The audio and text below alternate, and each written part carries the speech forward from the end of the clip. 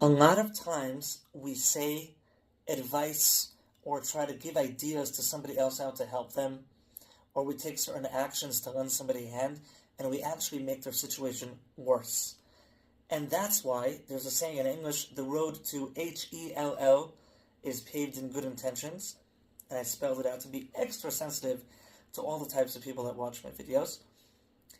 And that's why in the ethics of helping other people, we say the first rule is first, do no harm. Whenever you get involved in somebody else's life, first, do no harm.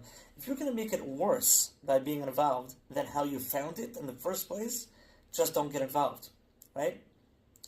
So there are so many ways that we hurt other people in the name of help. I'm just going to focus now on one, and I'm probably guilty of this often, and I'm just not aware, so I'm not more righteous than anybody else, but here's a little story that conveys this sort of thing. So for many, many years, I've struggled with an unspecified sleep disorder. I'm not going to get into it because it's not the topic of the video right now. And there are times that it's better, and there's times that it's worse. And I went to a sleep lab for it, and I spoke to doctors for it, and I looked into it, and I have an idea of what makes it triggered and what to do about it, and I manage it pretty good. And then sometimes there are unforeseen life circumstances, things beyond my control that just make it worse, and then I get in a sort of rut, and then I get myself out of it. So I was speaking to a veteran psychologist friend of mine who's in the field for like 30 or 40 years. He's older than me.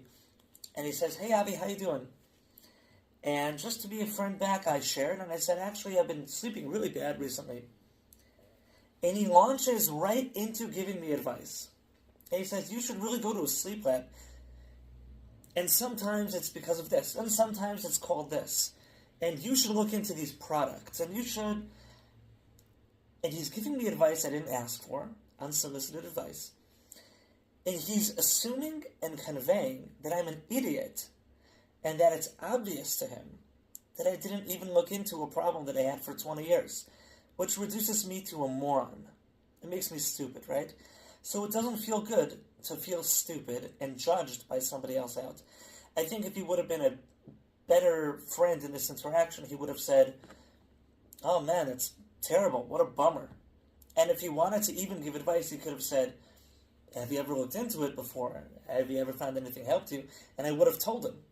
So don't give advice when you're not asked. Don't assume people are stupid